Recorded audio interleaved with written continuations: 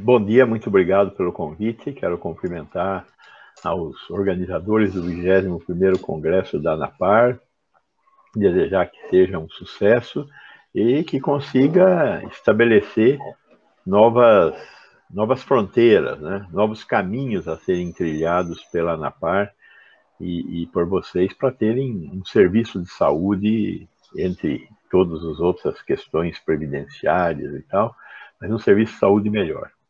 Então, eu vou falar sobre essa questão do SUS e queria dizer que o SUS é um projeto relativamente novo na história brasileira, né? Um projeto de 30 anos, mas é um projeto relativamente novo.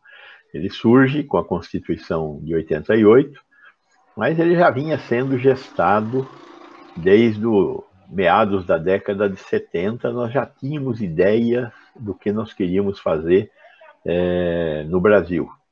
E isso passou de uma evolução, a 8ª Conferência Nacional de Saúde, a Constituição de 88, a Lei 8080, e estamos aqui nessa construção do SUS agora, né? É lógico que o SUS é fruto de uma concepção coletiva da assistência à saúde no Brasil. Nós não nascemos do nada. E nem é uma coisa exclusivamente brasileira. Nós olhamos para o que existe no mundo, copiamos em grande medida o que tem de coisas exitosas em outros países, particularmente nós miramos na Inglaterra, olhamos para o modelo inglês para construir a proposta do SUS. E aí estamos construindo o SUS, pedaço a pedaço, estamos tentando articular o SUS para que o SUS seja um bom projeto de atenção à saúde no Brasil. Paralelamente a esse projeto de SUS, existe um projeto na área da assistência privada. Esse projeto na assistência privada tem múltiplas faces. Uma dessas faces é das instituições aqui representadas pela ANAPAR. Até hoje, nós não tivemos nenhum contato, nenhuma possibilidade de trabalhar articuladamente com nenhuma das propostas de estruturação do que nós chamamos no Brasil de assistência médica suplementar, inclusive pelas entidades da autogestão aqui representadas pela ANAPAR. Acho que é importante a gente tentar achar esses pontos de contato. Eu não acho que a melhor alternativa para o SUS é negar a existência da saúde suplementar, e sim tentar construir caminhos que sejam sinérgicos entre o que é esse espaço, no caso específico aqui de vocês, da autogestão e o espaço do SUS. Mas esse espaço não existe, na verdade. Nós vamos ter que criar esse espaço. É um desafio criar esse espaço. O SUS, nesses anos todos, ele alcançou muitos sucessos. Eu gosto de lembrar sempre, e como todo mundo lembra, o Programa Nacional de Transplantes. O Programa Nacional de Transplantes que realiza no Brasil 95% dos transplantes, apesar de que temos 23% da população coberta com esses outros modelos de atenção à saúde. Na hemodiálise, nós temos 95% de cobertura de hemodiálise pelo SUS, apesar dos 23%. O Programa Nacional de Imunizações é um programa eminentemente público, 300 milhões de doses ano, de 23 vacinas diferentes. O programa de distribuição de medicamentos de alto custo, quase 100% dos medicamentos de alto custo são retirados dentro do Sistema Único de Saúde.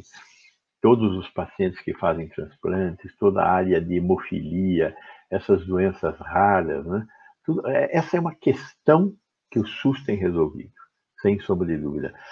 A farmácia popular do Brasil custa 2,5 bilhões de reais ao ano. E hipertensos, diabéticos, asmáticos, portadores de Parkinson, retiram seus medicamentos quase gratuitamente, a maioria deles, nas farmácias. São 5 mil farmácias, são 5 mil municípios que têm farmácias que atendem o Aqui Tem Farmácia Popular, que o Guedes está querendo acabar agora. Se o Guedes acabar com o Aqui Tem Farmácia Popular no Brasil, 23 milhões de brasileiros que retiram seus remédios para doenças crônicas vão ter que encontrar outra alternativa para ter acesso a esses medicamentos. Grande parte desses 23 milhões de brasileiros não tem dinheiro para fazer frente à compra desses medicamentos de hipertensão e diabetes. E as unidades de saúde que distribuem medicamentos não estão preparadas para distribuir essa quantidade de medicamentos que é distribuída através da farmácia, do Aqui Tem Farmácia Popular no Brasil. Então, muito grave, temos que ter uma posição séria por parte da sociedade de que é inaceitável que se acabe com o Aqui Tem Farmácia Popular do Brasil. Temos aí a questão da AIDS, né? A AIDS foi um imenso sucesso, muito importante para o Brasil. É um programa que atende todos os portadores do vírus da AIDS. Nós temos 800 mil portadores de vírus da AIDS no Brasil hoje, que tem que fazer seu exame de carga viral, que tem que receber os medicamentos, que tem que ter suas consultas de acompanhamento com uma equipe multiprofissional. É um programa que está sofrendo um ataque pesado hoje do Ministério da Saúde, inclusive, para diminuir o financiamento, mas nós temos que estar atentos, porque é um programa muito exitoso. A África do Sul, em 1995, quando o Brasil decidiu fazer o tratamento da AIDS, a África do Sul decidiu que não trataria seus pacientes. Hoje, 15% da população da África do Sul é portadora do vírus da AIDS. E se nós tivéssemos feito o que a África do Sul fez, hoje, em vez de 800 mil pacientes, nós teríamos 40 milhões de portadores do vírus da AIDS, que é os 15% da população que nós teríamos. 15% de 210 milhões de brasileiros é 40 milhões de brasileiros. Então, o SUS funciona e tem problemas. Tem problemas de financiamento, tem problemas de gestão. Aliás, eu quero aqui deixar mais um registro. Os problemas de gestão não são do SUS. Os problemas de gestão são da administração pública brasileira. A administração pública brasileira é um desastre. Não é um desastre na saúde. É um desastre na saúde, na educação, na segurança, em tudo. Nós temos que reformar a administração pública brasileira. Melhorar a capacidade do Estado brasileiro fazer gestão. Isso vai ser muito importante também para o SUS, mas vai ser importante para a educação, para a segurança, para juízes, para tudo. Então, precisamos reformar a administração, parar de dizer que o SUS é mal gerido. A sociedade brasileira, através do Estado, é mal gerida, né? Então, temos que mexer no modelo de atenção à saúde. O financiamento é um desastre, né? O setor privado ganha 4 vezes mais per capita do que o setor público, o Estado. Se você pegar 23% da população que são responsáveis aí por esse modelo de atenção médica suplementar, nós temos uma contribuição de 200 bilhões para 50 milhões de brasileiros, dá R$4.000 per capita ano. O SUS tem 250 bilhões para 210 milhões de brasileiros, né? Porque o SUS trabalha para toda a população. Então, tenho que dividir por 210 milhões de brasileiros os 250 bilhões de reais que o SUS tem. Isso dá um pouquinho mais de R$1.000 per capita ano. Como dizer que o SUS está adequadamente financiado? É de uma sem-vergonhice sem tamanho falar isso, né? Então, temos um caminho para percorrer com o SUS. Não é uma perfeição, mas é o estado da arte. É o que nós temos que fazer. E estamos no meio dessa pandemia, né? Essa pandemia, nós cometemos mais acertos do que erros. E grande parte dos erros nós cometemos bem acompanhados, né? Pela Itália, pela Alemanha. Todo mundo, de certa forma, errou nesses pontos. Mas tivemos um grande sucesso. De novo, não foi um sucesso só do SUS, foi um sucesso da sociedade brasileira. E onde nós tivemos fracassos, em grande medida, esses fracassos nós devemos à estrutura de desigualdade da sociedade brasileira. Nós Estamos acompanhando a evolução da epidemia e temos visto os testes que nós temos feito para acompanhar o número de casos que tem acontecido no Brasil como um todo. Um dos programas mais interessantes que nós estamos fazendo é fazer a soroprevalência em doadores de sangue. Então, estamos trabalhando com alguns hemocentros e estamos pegando os tubetes de sangue que ficam guardados para contraprova desde março até agora.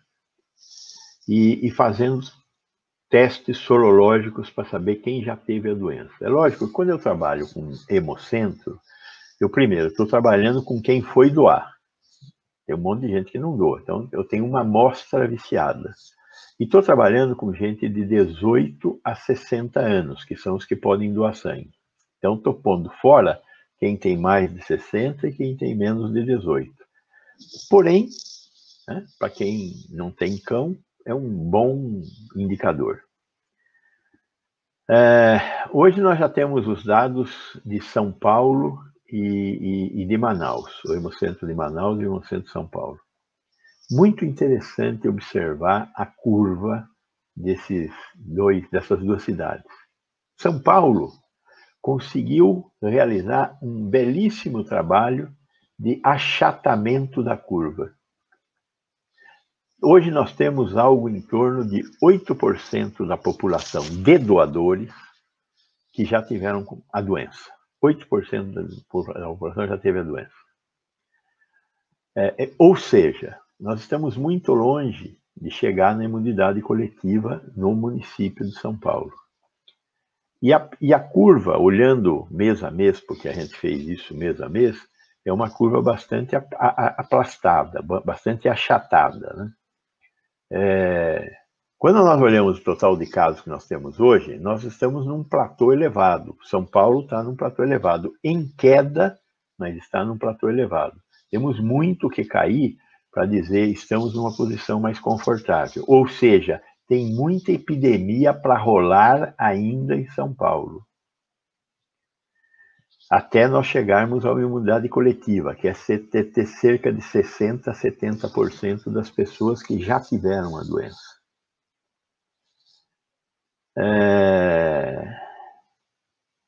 Em Manaus, a situação é bem diferente. Manaus, em maio, nós já estávamos chegando à imunidade coletiva. Nós já temos cerca de 55% a 60% da população de doadores que já tiveram a doença. Então, em tese, Manaus já chegou na imunidade coletiva. Está em franco declínio o número de casos. E da população de doadores, nós já temos 60% que teve a doença. Tem gente que está em casa e tem gente que é de menos de 18 e mais de 60 anos. Então, nós não sabemos o que vai acontecer quando essas pessoas saírem à rua. Recentemente, Manaus retomou aulas. Teve um pique, um repique, né? Houve um crescimento do número de casos durante 2 semanas. O que é isso? É criança indo na escola e trazendo o vírus para casa, ou pegando o vírus em casa e levando para a escola. As crianças são vetores muito bons. E essa é uma das razões pelas quais nós temos que tomar muito cuidado com a retomada de aulas no resto do país, e particularmente aqui em São Paulo. Há um risco muito grande da gente multiplicar o número de casos num espaço de tempo muito pequeno. Então, temos indicadores para dizer que as coisas em São Paulo estão relativamente sob controle e que as coisas em Manaus perderam totalmente o controle. Manaus teve uns índices de mortalidade mais elevados do mundo. Por quê? Porque o pessoal é pobre. O nível de desigualdade social em Manaus é tremendo. Quando nós olhamos por raça e por escolaridade, é impressionante o número de vezes a mais que as pessoas de baixa escolaridade e os negros têm a mais de caso.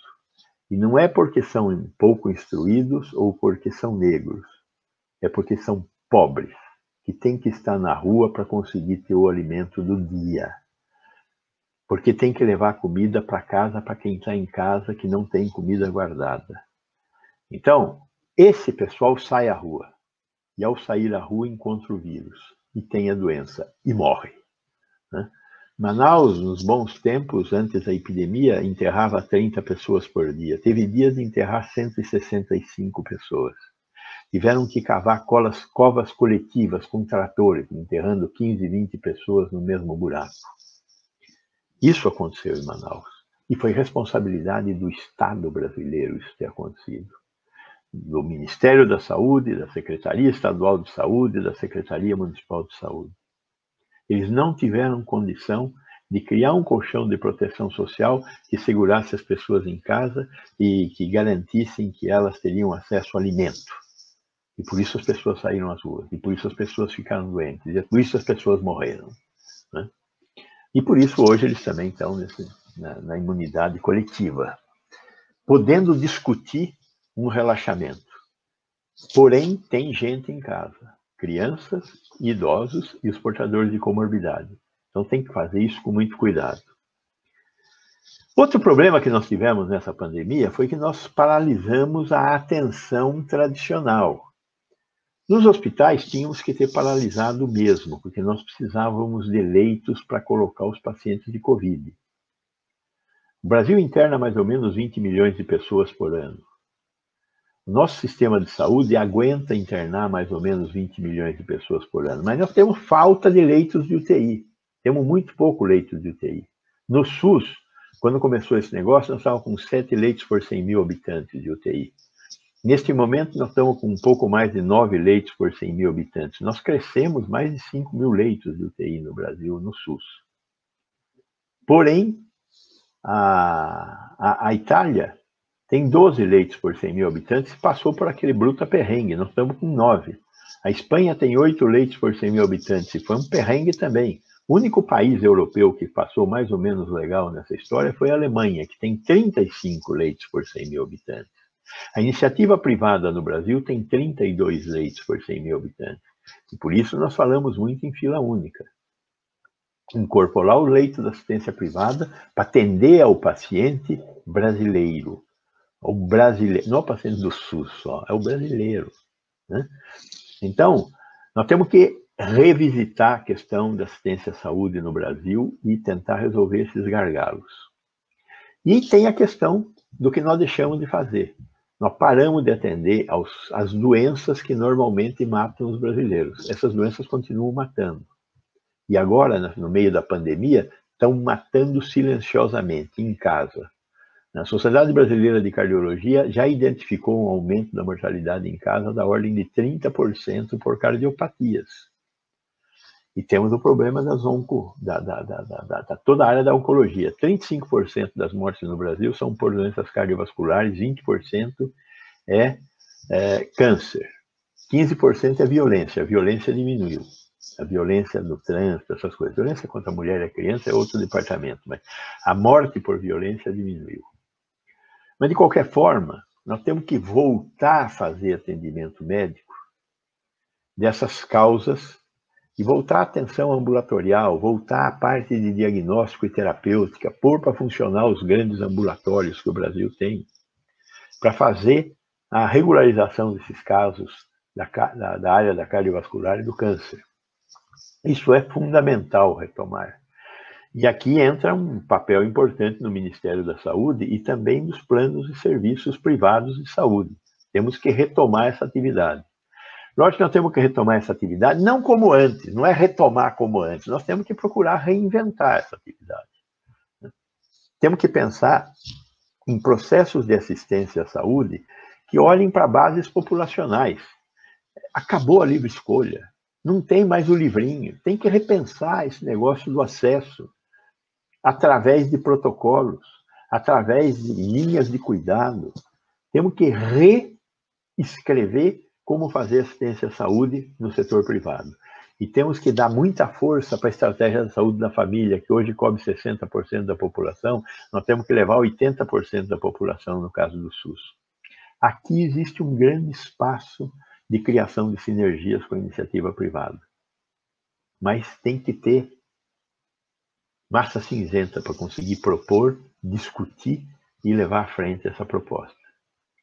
E temos a questão crítica da incorporação de tecnologia. Esses dias, a semana passada, foi aprovado o Zolgensma. O Zolgensma é um medicamento para tratar um problema neurológico gravíssimo que mata as crianças até o 2º ano de vida. Esse medicamento, essas crianças nascem sem uma enzima lá.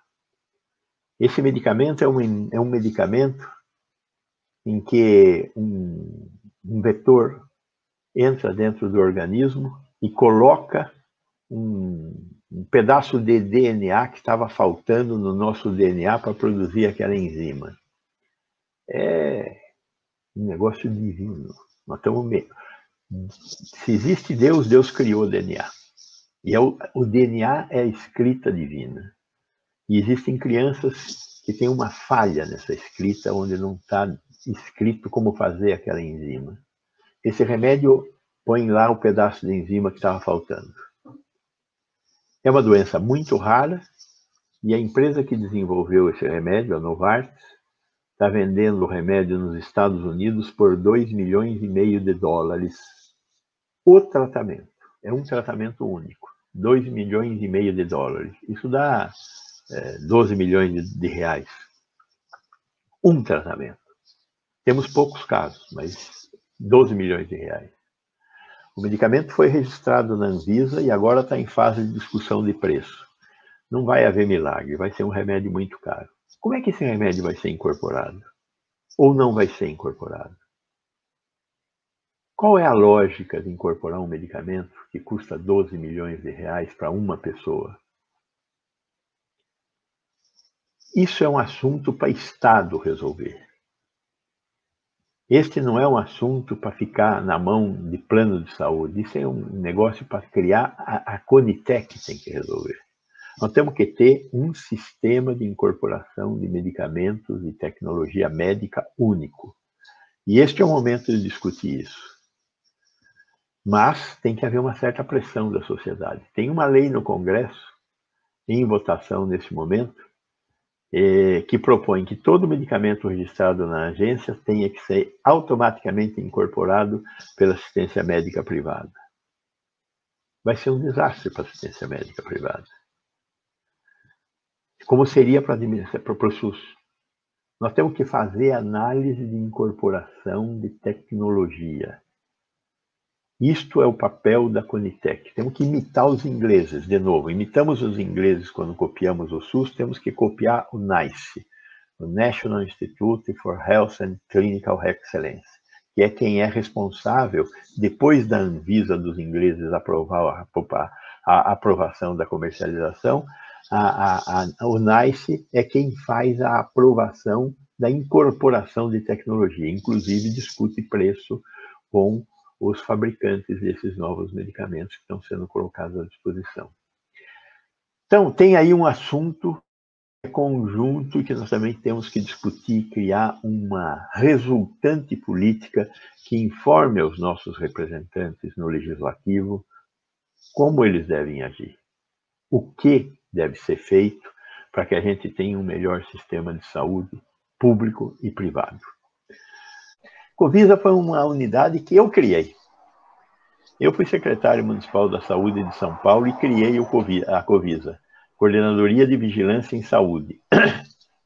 A Coordenadoria de Vigilância em Saúde reúne sobre um único órgão a vigilância sanitária do município de São Paulo, a vigilância epidemiológica, o Centro de Controle de Doenças, o controle de zoonoses da cidade de São Paulo, esse negócio de bicho, cachorro, gato, morcego, rato, mosquito, tudo isso está lá no controle de zoonoses, e a área de sangue do município de São Paulo. Então, é um importantíssimo instrumento da Secretaria Municipal de Saúde. Eu não sei o que o Bruno Covas está pensando em fazer, né? Certamente, deve estar aí algum tipo de ideia de criar alguma economia para o município, acabando com alguns cargos. Agora, essas funções continuam tendo que existir. Não tem como ter Secretaria Municipal de Saúde sem ter vigilância sanitária, vigilância epidemiológica, vigilância de zoonoses e o controle da qualidade do sangue do município, que é o que essa coordenadoria faz. Então, essas funções vão ter que ir para algum outro lugar. É uma bobagem o que está sendo feito do ponto de vista administrativo. É uma estrutura que funcionava, tinha uma inteligência própria, um grupo de profissionais ao longo do tempo bastante capacitados. Isso foi criado em 2004. Quer dizer, 2004 para agora são 16 anos de funcionamento da Covisa. Então, triste que Covas, no último ano de mandato, que espero que seja o último mesmo, esteja fazendo uma bobagem dessa, né? A questão das cooperativas médicas e da financiarização das cooperativas. Veja, aqui a gente tem que ter às vezes acontecem certas coisas na nossa realidade que a gente não gostaria que acontecesse, né? Eu acho que as cooperativas, sob certos aspectos, eu posso achar que ela é uma coisa que eu não gostaria que acontecesse, por causa do processo de financiarização. Acontece que aquela categoria profissional é uma categoria que tem poucos profissionais e para ela se organizar e conseguir ser melhor remunerada, ela cria defesas. Essas defesas são as cooperativas. São as pessoas jurídicas que prestam serviços, como no caso dos anestesistas. Nós estamos com um número de anestesistas muito pequeno, assim como também estamos com um número de intensivistas muito pequeno. Como também temos algumas áreas da área de imagem, raio-x, tomografia, ressonância, com números pequenos. E aí esses profissionais se estruturam para se organizar através de cooperativas ou através de pessoas jurídicas. Isso é ruim? Veja, eu tenho certeza que bom não é. Não é bom para quem? Para quem precisa do serviço. Para quem presta o serviço é bom? Para quem presta o serviço é bom. Então, se eu que sou um tomador de serviço, que eu acho que é o caso de quem está perguntando isso, me encontro frente a essa organização do mercado, não adianta eu dizer quero que acabe, porque não vai acabar. O que eu tenho que fazer? Eu tenho que criar uma condição de me relacionar de uma forma mais adequada com essas organizações de cooperativas e ou serviços prestadores, esses prestadores de serviço. Pelo menos enquanto eu não tiver um número mais adequado de profissionais. Provavelmente nós vamos ter um número mais adequado de profissionais. Uma alternativa, que é óbvio, não cabe tentar criar aqui, é criar serviços que formem esses profissionais.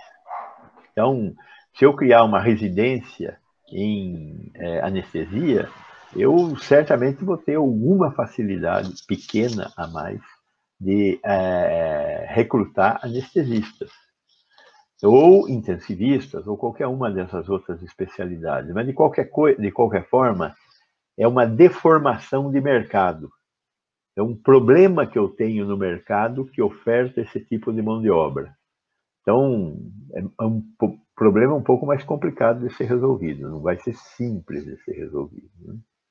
Tem que ter uma certa inteligência estratégica para lidar com esse problema. E tem limites para lidar com esse problema, com certeza.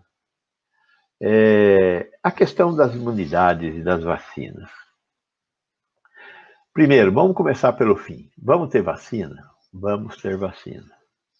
Temos mais de 100 vacinas sendo produzidas no mundo. No Brasil, já temos quase, acho que já dá para dizer com certeza que temos 8 vacinas sendo testadas com pacientes brasileiros. Dessas 8 vacinas, pelo menos 2 já têm um compromisso de produção no Brasil, que é a vacina da Universidade de Oxford, que está sendo testada pela empresa AstraZeneca, e a vacina chinesa da Sinovac, que está sendo testada, a da AstraZeneca pela Fiocruz e a chinesa pelo Instituto Butantan. A do Instituto Butantan é uma vacina com a qual, uma tecnologia com a qual o Instituto Butantan tem bastante experiência, é uma vacina de vírus inativado, e o Butantan já produz algumas vacinas com vírus inativados, como a vacina da raiva. A vacina da AstraZeneca é uma vacina que usa uma tecnologia que nunca foi utilizada ainda, que é essa tecnologia chamada de vetor viral, que você pega um vírus que produz gripe no macaco, introduz dentro desse vírus um pedaço do Covid e põe no corpo, e dentro do corpo esse vírus vetor libera o vírus que vai estimular a produção de anticorpos no nosso corpo, né? Que é um pedaço do vírus do Covid chamado espícula. Essa vacina é uma nova tecnologia, mas é uma tecnologia que vinha sendo desenvolvida para fazer uma vacina contra o SARS e também foi utilizada para fazer a vacina contra o ébola. Então, não é que houve uma acumulação muito rápida de conhecimento, não. Eles uma vacina para a influenza tradicional, e quando apareceu a Covid, eles só desviaram o alvo. Em vez de ser influenza, Covid. Então, era um desenvolvimento que já tinha uns 10 anos de acúmulo. Assim como a vacina da Sinovac, ela tem 30 anos de utilização no mercado. Foi verificar se ela funcionava na pré-clínica, em bicho, rato, cachorro, macaco. O cachorro tem que testar em pequeno porte, médio porte, que são os cachorros. Passou, não fez mal e fez imunidade, aí passa para o macaco rhesus, que é o bicho mais parecido com o homem. Passou, não fez mal para o macaco e desenvolveu imunidade, aí vai para o homem. Fase 1, verifica se o produto é seguro. Aplica em 100 pessoas. Nada além de uma dorzinha no lugar da injeção. Fase 2, verifica se produz anticorpos. Inclusive, pega esses outros 100 daqui e já vai ver se fez anticorpos. Mas aplique em mais 200 pessoas. Produziu anticorpos? Aqui já se descobriu que tinha que dar 2 doses, teve que dar o reforço. Então, para ter um nível de imunidade alto, com uma dose dá 50%, com 2 doses dá 90% nas pessoas que eu testei, 200 pessoas. Passou na fase 2. Então, tanto a vacina da Oxford quanto a vacina da Sinovac passaram na fase 2. Além disso, estão testando aqui no Brasil a Pfizer, uma vacina de vetor viral também, e a Moderna também uma vacina de vetor viral. Só que eles não têm acordo de produção no Brasil, mas vieram no Brasil fazer pesquisa clínica. Por que fazer no Brasil? Porque o Brasil tem casos. É um país grande, 200 milhões de habitantes, e tem muitos casos. Fazer na Suíça ia demorar para burro para ver se a vacina funciona na Suíça. Quanto menor o país, e se o país já saiu da fase de pico, coisa que o Brasil não saiu da fase de pico, é mais fácil de você provar que a vacina funciona, produz imunidade e protege contra a doença. Então muita gente veio, tem 9 vacinas sendo testadas no Brasil, além dessas 4, né? Contando com essas 4. Então, fomos para a fase 3. Então, a vacina da Sinovac está fazendo 9 mil casos no Brasil, mas não sei quantos lá na China. A vacina da Oxford está fazendo 2 mil casos aqui na Unifesp e está fazendo 30 mil casos em outros países do mundo. Essa fase demora 3 a 4 meses. E aí nós vamos ver se deu certo. Se deu certo, ela recebe registro da Anvisa e permissão para comercialização. Paralelamente a isso, esses fabricantes criaram fábricas e já estão produzindo a vacina, sob risco. Se a fase 3 não der certo, jogaram, sei lá, 2 bilhões de reais na lata do lixo. A Fiocruz e o Butantan também estão recebendo aporte financeiro para a construção de fábricas adaptações e devem ter suas fábricas prontas em mais 2, 3 meses. A vacina dando certo, o primeiro lote da vacina, uma parte do primeiro lote da vacina da Sinovac e uma parte do primeiro lote da vacina da AstraZeneca vem para o Brasil. A gente deve receber aí uns 60 milhões de doses se as duas derem certo. 60 milhões dá para vacinar 30 milhões de pessoas com 2 doses as duas. Se tudo der certo, mas pode ser que não dê, mas não sei se vai dar ou não vai dar. Parece que vai dar. Então vamos ter vacina para vacinar, se der certo, 30 milhões de pessoas. Quem vai ser vacinado? Os 10 milhões de pessoas que trabalham na área da saúde são prioridade para pararem de morrer e conseguirem tratar a gente, e os portadores de comorbidade.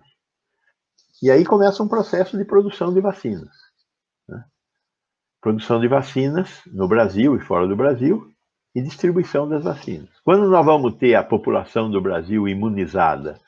É para o segundo semestre.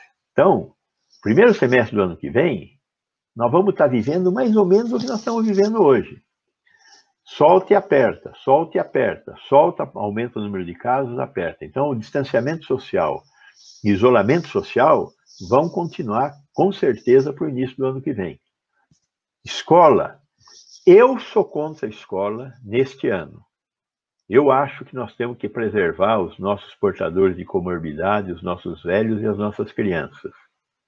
Porque tem muito caso para rolar ainda no sul-sudeste e no centro-oeste. O norte é outro departamento. O norte foi um desastre, ninguém conseguiu segurar no norte, e vai continuar sendo um desastre, exceto se de fato eles chegaram na imunidade de rebanho, ou imunidade coletiva. Eu suspeito que tem ainda vidas a serem queimadas, que são os velhos e os portadores de comorbidade, e as crianças que ficaram em casa. Não podemos esquecer que a educação representa um movimento de 60 milhões de pessoas no Brasil, entre alunos e professores, e que 40% dos professores são um grupo de risco. Então, infelizmente, nós vamos ter que continuar vivendo essa situação de isolamento social até meados do ano que vem. E vamos ter que, nesse meio tempo, nos repensarmos. Temos que repensar o sistema de saúde, temos que repensar a educação, temos que repensar a telemedicina, temos que repensar a importância de digitalizar a sociedade brasileira. Todos têm que ter acesso à internet, todos têm que ter acesso às redes mundiais de comunicação. A vida fica melhor. Nós temos que garantir que as pessoas tenham acesso. Não tem cabimento você ter 80% das pessoas tendo telefone celular sem acesso à internet. Então, nós temos que dar esse passo. A sociedade brasileira tem que cobrar isso do Estado brasileiro e dar esse passo. É lógico que quem se alimenta mal tem menor capacidade de produzir defesas. Mas, neste caso, até onde nós sabemos, o problema é que nós nunca tivemos contato com esse vírus. Então, não é uma questão de ter ou não ter proteína para fazer anticorpo. A questão é que somos todos virgens de relação com esse vírus. Então, essa é uma discussão mais para frente. Por enquanto, quem nunca entrou em contato com o vírus vai ter a doença. Tem muita teoria ainda sendo discutida, porque tem gente achando que essa família de vírus, ela tem 7 vírus. O Covid-19 é o 7º da família. Tem o SARS, que é uma gripe que nós já tivemos aqui no passado. Tem o MERS, que é uma gripe lá dos camelos, que nós tivemos em 2012, lá naquela região da África, e no Oriente, onde existem camelos. E tem 4 coronavírus, que já circulam aqui no Brasil, e que já deram gripe aqui para nós. Tem gente que acha que quem já teve um dos 4 coronavírus anteriores tem alguma memória imunológica que faz com que, quando ele tenha a doença, por exemplo, da forma blanda. Como explicar que 40% das pessoas têm a doença sem saber que teve a doença, 40% têm a doença de uma forma mais leve, só 20% precisa internar. Não sabemos. Provavelmente pode ser que seja essa história de já ter tido contato com o coronavírus no passado. Estamos estudando. Esta doença é uma doença que todo dia é dia de aprender. Então, estamos aprendendo com ela. Então, por que pobre tem mais essa doença? Porque sai na rua e encontra o vírus. Essa é a razão dos pobres, dos iletrados e dos negros terem mais essa doença. E essa é uma notícia que aconteceu no mundo inteiro. Em Nova York, os negros do Bronx tiveram mais essa doença do que os de outras regiões. Por quê? Porque são mais pobres. E tem que sair na rua para conseguir comida. Todo procedimento de alta complexidade é um procedimento que se beneficia da existência de escala econômica. Cirurgia cardíaca. Uma equipe que faz cirurgia cardíaca, se ela operar mais de 200 casos por ano, ela vai ter melhores resultados do que uma que opera menos de 200 casos. Por quê? Porque o cirurgião pega mais mão, tem mais capacidade, mais habilidade. Uma unidade de tratamento intensivo acostumada a tratar cardiopatas é diferente de uma unidade que trata um cardiopata por mês. Essa unidade matará menos, dará mais solução para pacientes mais complexos. Um centro de tratamento de câncer do intestino que tenha 1000 casos vai ter melhores resultados do que um centro de tratamento de câncer que tenha 100 casos.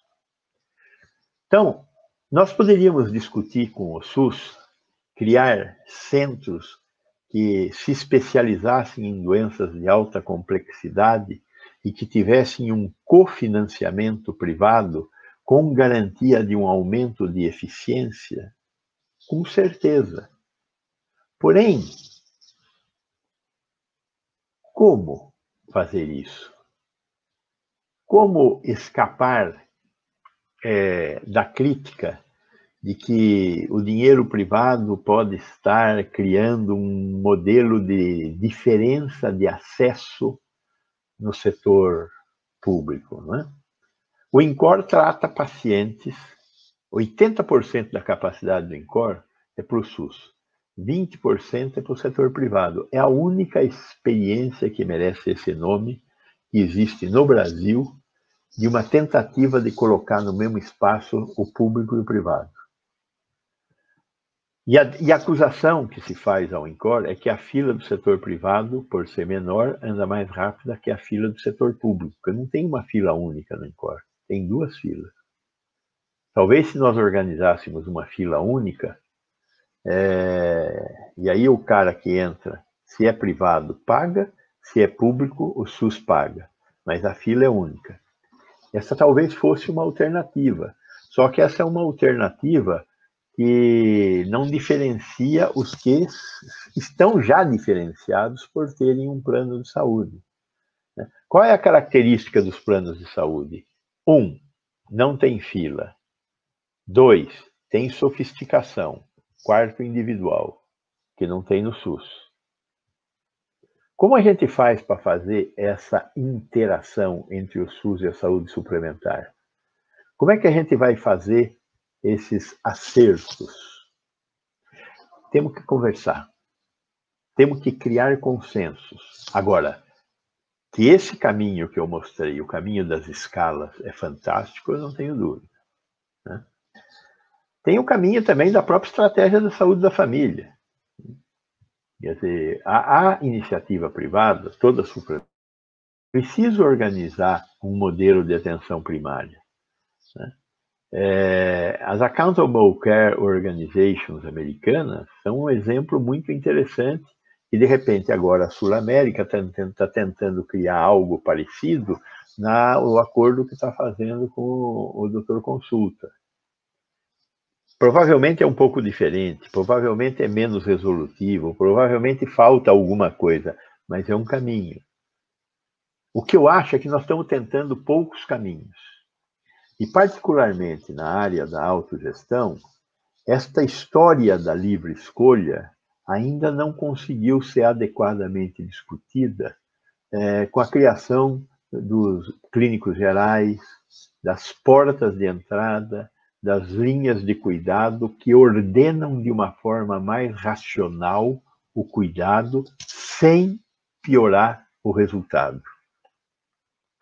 Então, nós temos que sentar e conversar sobre ideias concretas. Eu acho que existe um espaço, sim, possível de criação de melhores e novas alternativas. Muito obrigado, quero parabenizar vocês. Eu acho que as autogestões são o melhor exemplo de participação da iniciativa privada na tentativa de construir um sistema de saúde mais justo.